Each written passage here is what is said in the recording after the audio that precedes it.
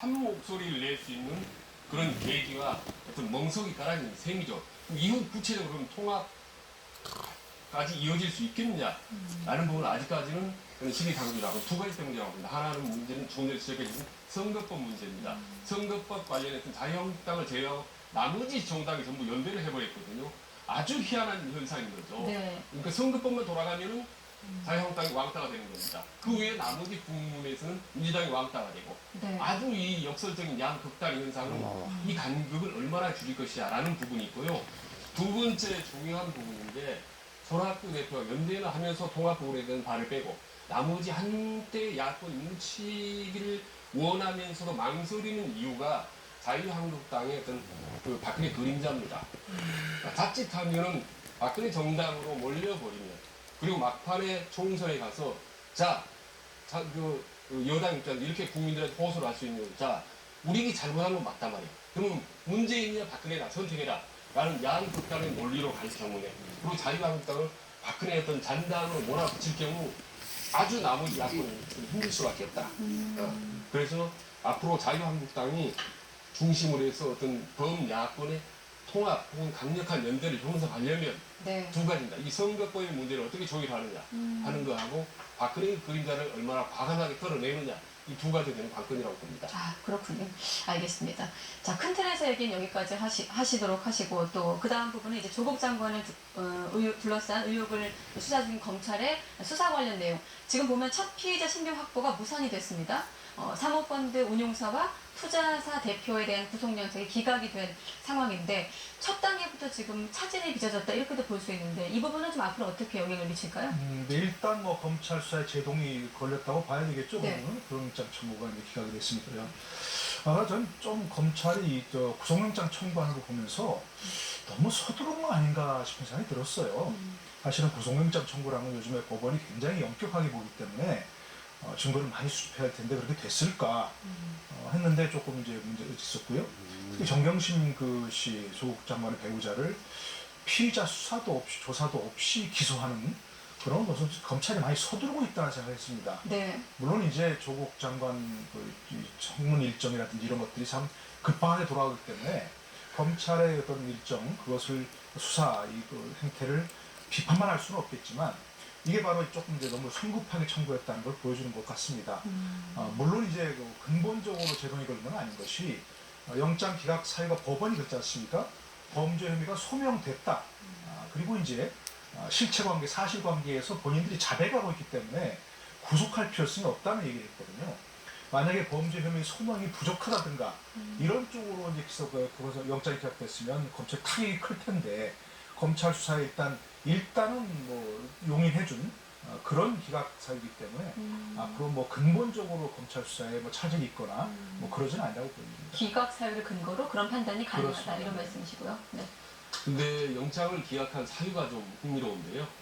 법원 측에서는 뭐라고 얘기했냐면 증거가 이미 충분히 확보됐다라는 거고 네. 신병이 제대로 확보돼 있다. 그리고 그 피의자들이 검찰에 충분히 협조하고 있다라는 거거든요. 네. 그러니까 별로 증거 불충분하다고 한 게 아니라 이미 충분히 확보돼 있기 때문에 굳이 이 구속까지 할 필요는 없다라는 거거든요. 예, 그런 점에서 이제 검찰 입장에서는 그렇게 크게 이제 기가 꺾일 일은 이제 아니라고 보는 거고요. 다만 이 모든 핵심이 이 오촌 조카 아니겠습니까? 예. 지금 나머지 대학 입시나 여러 가지 문제들은 조국 장관의 딸이나 또 이 아내와 관련된 문제입니다. 근데 사모펀드 같은 경우는 어떻게 보면 당사자인 조국 장관에 직접 관련된 문제있거든요. 네. 이 문제이기 때문에 매우 이제 미묘한 문제인 거죠. 그래서 최근에 이제 알다시피 마치 청문회 과정에서 조국 장관으로 입맞춤을 한 듯한 그런 녹취록이 또 공개가 됐지 않습니까? 네. 그리고 또 공교롭게도 청문회 직전에 해외로 또 나갔지 않습니까? 그냥 도끼 소망이라고 얘기하지만 아직도 이제 해외에 머물러 있습니다. 필리핀인가요? 있기 때문에 이 부분에 대한 의혹을 명확히 규명을 하려면 빨리 오천 조카가 들어와야 된다. 오히려 조국 법무장관이 빨리 들어오도록 네. 촉구해서 이 의혹을 털어내는 것이 이 여권 조국 장관 입장에서는 필요한 일이라고 보는 거죠. 오촌 조카의 신병 확보가 수사에서는 좀 관건이 될 수 있다. 네, 그렇습니다. 네, 이런 말씀이시고 또 크게 보면 검찰 개혁을 외치는 조국 장관과 또 검찰 어떤 수사 부분이 충돌하면서 이른바 뭐 앞서 제가 전쟁이 시작됐다 이런 얘기도 흘러나오고 있다 이렇게 말씀을 드렸는데 이 부분은 좀 어떻습니까? 지금 조국 장관은 몰랐던 일이라고 얘기를 하고 있거든요. 네. 계속 이제 뭐 몰랐다는 얘기였죠. 사실 심지어는 뭐 사모펀드가 뭔지조차 몰랐다고 얘기했는데, 그러니까 지금 운영 과정에서는 몰랐는데 사실은 그런 얘기가 좀 배치되는 증거들이 많이 나오지 않습니까? 공직자 재산 등록할 때 사모펀드 그거를 등록을 했었다는 얘기도 많이 나오고 있고요. 뭐 코린 그거도 또 함께 포함된 글이 나왔다는 것이고, 또 운용 보고서를 이제 청문회 석상에서 얘기를 했는데 그것도 이제 급조된 의혹이 있다는 그런 얘기고요. 그러니까 사실은 이 문제가 이제 뭐 조국 장관이 이제 당사자다, 또 피해자 될 수 있다 이렇게 하는 좀 성급한 예단이긴 하지만 어쨌든 이게 상당히 좀 심각한 문제가 될 수 있다는 건 이제 보여집니다. 그런 것들은 특히 검찰이 이제 압수수색할 때 이 문제에서 굉장히 광범위한 압수수색을 했고요. 네. 또 바로 구속영장을 청구한 것은 그 나름대로 검찰이 증거를 확보했다는 그런 거 아니겠습니까? 그리고 이제 지금 얘기하셨지만 다 알고 있습니다만 핵심 관계자들이 다 지금 도피를 있는 상황이고요. 이게 떳떳하고 아무 문제가 없는 거 하면 도피할 이유가 없지 않습니까? 그리고 일부에서 얘기하는 것처럼 또 이 조모 씨가 핵심 역할을 했는데 조국 장관 측에서는 오촌 조카에게 뭐 좀 속은 것이 있다 이런 얘기도 나오고 있어요. 일부에 흘리는 얘기로는. 그리고 또 정경심 교수 조국 장관의 배우자는 이 조카와 또 연락을 하고 있다는 얘기도 나오고 있거든요. 네. 그렇기 때문에 저는 어쨌든 법 위반 사실이 없다고 하는 것이 조국 장관 측의 입장이고 그것이 명명백백 떳떳하다면 빨리 일반이니까 신청이니까 귀국하라고 종용을 해야 됩니다. 공개적으로 종용하고 또 당사 연락해서 종용을 하고요. 네. 그러니까 이런 점에서는 하루빨리 귀국을 해서 강력하게 검찰 조사를 받고 뭐 문제가 없다면 클리어 되는데 바람직한 일이죠. 네, 알겠습니다. 또 큰 틀에서 보면 지금 법무부와 검찰관의 힘겨루기 부분도 지금 주목을 받고 있는데 이 부분은 좀 앞으로 어떻게 전개될 것으로 예상하십니까? 지금 먼저 조국 장관이 되기 전부터 지속적으로 얘기했던 검찰 개혁 있지 않습니까? 청와대에 얘기했던 네. 검찰을 개혁해야 된다. 이 논리는 크게 세 가지인데 하나는요. 검찰이 검경 수사권을 조정하겠다는 겁니다. 말하자면 검찰의 권한을 약화시켜서 경찰의 그 수사권을 좀 더 강화하겠다는 논리거든요. 네. 이 부분에 대해서 일단 검찰 쪽에서는 지속적으로 반대를 해왔죠. 이건 난항입니다. 두 번째로는 법무부의 탈검찰화를 하겠다는 거죠. 네. 탈검찰화. 법무부를 시민단체라든지 혹은 민간인, 개혁적인 어떤 검사, 변호사들로 바꾸겠다는 거는 세 번째가 공수처를 신설하겠다는 겁니다. 이 세 가지가 다 산 넘어 산입니다. 근데 이거를 법무부 장관이 반드시 해내겠다. 적임자다라고 청와대가 이제 법무부 장관을 시켰는데 문제는 이거를 밀어붙이는 과정에 그 전에 이 법무부 장관과 관련된 이 의혹을 어떻게 털고 가야 그 다음에 이거 검찰 개혁이 가능하거든요. 근데 지금 아시다시피 마치 검찰 아주 청와대나 문재인 대통령 입장에서는 대단히 좀 곤혹스럽고 어떻게든 풀고 넘어가야 그 다음에 검찰 개혁이 가능한 문제라고 봅니다. 일단은 그 윤석열 총장 배제한 수사팀에 대해서는 조국 장관은 몰랐던 일이라고 얘기를 한 상황이고 이 부분은 어떻게 보십니까? 네. 계속해서 조국 장관은 몰랐다는 말씀을 계속 하시는데 네. 몰랐을 수는 있을 것 같아요. 뭐 그게 취임식이 끝나자마자 그랬다는 거 아니겠습니까? 네.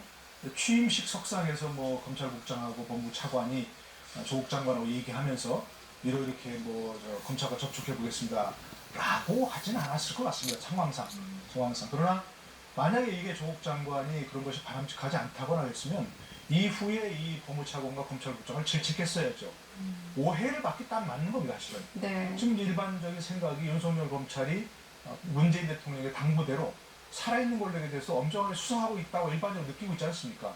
그러니까 그것을 윤석열 총장을 배제한 무슨 수사단을 만든다? 이런 것은 있을 수 없는 일이다. 오히려 장관에 대한 수사를 좀 축소 조정하려고 하는 것이 아니냐. 네. 이런 오해를 받을 수 있기 때문에 이건 조국 장관이 그냥 몰랐다고 넘어갈 수 있는 얘기는 아니고 그에 대해서 그걸 해서는 안 된다고 분명히 얘기를 해야 됩니다. 그럼 몰랐다 하더라도 말씀하신 대로 법무부 간부들에 대한 어떤 질책이나 문책이 이어진다. 당연히 있어야 되는 겁니다. 이게 이제 뭐 강원랜드 수사단에서 그런 예가 있지 않냐 얘기를 하던데 그거는 전혀 다른 차원입니다. 강원랜드 수사 당시에는 대검을 비롯한 여러 검찰 지도부가 수사에 영향을 미치려고 했기 때문에 수사가 차질이 생겼다. 이런 것 때문에 특별수사팀을 구성, 양분항지법 검사장을 단장으로 하는 특별수사팀을 구성하고 그리고 검찰총장은 아예 보고조차 받지 않겠다 이렇게 했던 것이거든요. 네. 근데 지금은 윤 총장이 잘하고 있는데 왜 윤 총장을 배제하려는 결정하느냐 이 문제는 있을 수 없다는 거죠. 그래서 오해를 살 여지가 있기 때문에 조국 장관이 이 대해서는 분명한 입장을 밝혀줘야 한다 이렇게 생각합니다. 네, 오해를 살 여지가 있기 때문에 사실 윤석열 총장 같은 경우도 이제 거부한 것을 알려지고 있는 상황인데 법무부 간부에 대한 어떤 질책이나 문책이 이어졌다고 보시거든요.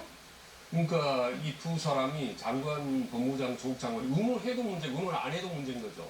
의논했다면 그야말로 조국 법무장관이 뭔가 아주 정치적 의도를 갖고 있었다는 점에서 크게 파장이 될 수 있겠고 네.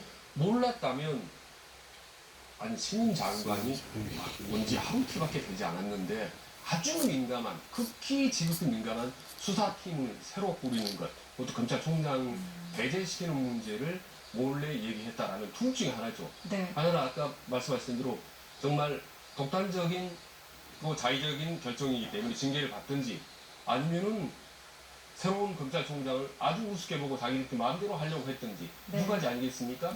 그런 점에서 뭐 상당히 그게 심각하고 문제가 있다고 보는 거죠. 그리고 이후에 재발 방지를 막는 차원에서라도 어떤 형태라도 조국 법무장관이 징계는 뭐 모르겠습니다. 징계는 뭐든 간에 대외적으로 두 번 다시 이런 일이 있으면 안 된다라는 거죠. 분명하게 천명할 필요가 있다고 최소한 봅니다. 입장 표명은 있어야 된다. 네, 있어야 된다. 이렇게 보시는 거군요. 이 부분은 어떻습니까? 지금 검찰 내부에서 이제 구체적으로 임은정 검사가 되겠죠, 부장검사. 검찰 개혁에 대해서 외치고 있는데 전면에 나설 가능성도 있다고 보십니까? 먼저 검찰 개혁 추진단을 추진 지원단을 첫 번째 만들라고 네. 지시를 했고요, 조국 장관이. 네. 그리고 또 이제 법무검찰 개혁위원회 2기 법무검찰 개혁위원회를 만들라 이렇게 또 지시했다는 거 아니겠습니까? 근데 여러 가지 조건을 이제 그 조국 장관이 제시했어요. 물론 이제 그 중에 하나가 이제 40대 이하 검사 이렇게 얘기를 했는데, 그러니까 젊은 검사들의 목소리를 주로 이제 듣겠다 이런 얘기죠. 그런데 이제 그 첫 번째 이제 검찰개혁 추진 지원단을 만들기 위해서 단장에 황희석 법무부 인권국장을 단장으로 이제 만들었습니다. 네. 이분 그 시각과 황희석 국장의 시각과 조국 장관의 시각이 검찰을 보는 시각이 똑같습니다. 한때 이걸 괴물이라고 표현했습니다. 검찰 조직을. 네. 둘 다 똑같은 시각으로요. 그런데 이제 지금 이제 그거는 검찰 밖에 있을 때 법무부 공무원이 되기 전의 시각이었다면 현재도 똑같은 시각을 가지고 검찰을 그런 집단으로 보고 개혁을 해야 한다. 이렇게 보면 오히려 검찰 조직에 저항을 불러일으킬 가능성이 높습니다. 물론 검찰 개혁이 필요하다는 건 우리가 수십 년 동안 얘기해왔던 얘기고 누구나 다 수긍하는 얘기입니다. 네. 그러나 아까 얘기하셨지만 검경수사권 조정 크게 봐서 검경수사권 조정, 공수처 설치, 법무부의 탈검찰화 이 세 가지가 큰 틀이라고 한다면 앞에 두 가지 공수처 설치 그리고 또 검경수사권 조정 이미 패스트트랙 법안에 올라가 있습니다. 그러니까 법무부가 할 수 있는 일이 많지 않습니다. 할 수 있다면 뭐 여야 의원들 설득해서 법안이 통과되도록 한다. 이 정도도 뭐 장관이 나서야 되는 거죠. 그러니까 이제 법무부 탈검찰화는 또 박상기 법무장관 시절에 많이 지금 실천했습니다. 황희석 국장이 변호사, 민변 출신으로 변호사였다가 법무부의 인권국장으로 들어온 게 그러지 않습니까? 네. 바로 예전에 검사 보직이었는데. 그러니까 검찰개혁 추진 지원단을 만들든 검찰개혁위원회를 만들든 간에 중요한 것은 검찰을 적으로 돌리고 과거 같은 괴물이라는 시각으로 보고 그걸 뭐 축소한다든가 막 이렇게 쪼개 한다든가 힘을 빼야 한다든가 이런 식으로 가면 사실은 검찰개혁 대상인 본인들도 공감을 얻지 못하기 때문에 네. 개혁이 오히려 어려울 것이다. 저는 그렇게 생각합니다. 알겠습니다. 네. 그러니까 이문재 검사가 상당히 좀 어떻게 보면 소신이 뚜렷하고 좀 상당히 강성인 것 같아요. 보면 내부 아마 직속 상관의 검찰이 검사를 또 고발하기도 했고요.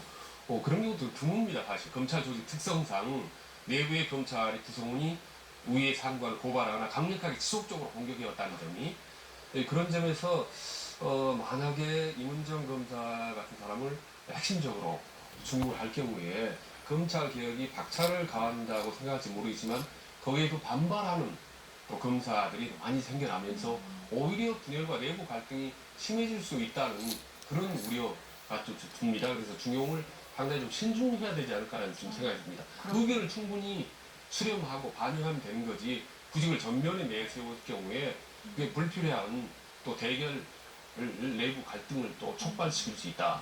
라는 우려가 듭니다. 알겠습니다. 좀 신중한 접근이 필요하다. 여기까지 듣도록 하겠습니다. 뭐 여야 모두 조국 정국 관련해서 뭐 2라운드, 3라운드 좋지만 추석 민심을 좀 제대로 듣고 오길 바라겠고요. 두 분도 방송 끝나시면 이제 고향으로 가시는 건가요? 저희 뭐 어머님을 비롯해서 가족들이 가까이에 모여 네. 있습니다.